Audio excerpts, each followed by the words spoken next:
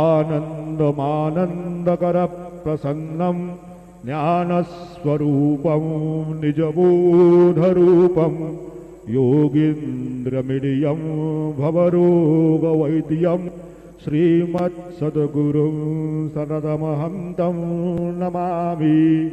गोदायेचा परिसरपुरा पुण्यभूमे पवित्र संचारासी निवडी शिरडी लाडका देवपुत्र नाना जाती विविध विधिन्नी यत्वदा नित्यपूजितात ओवो आम्हा वरद विभूश्री सद्गुरु साईनाथ गुरुर्ब्रह्मा गुरुर्विष्णु गुरुर्देवो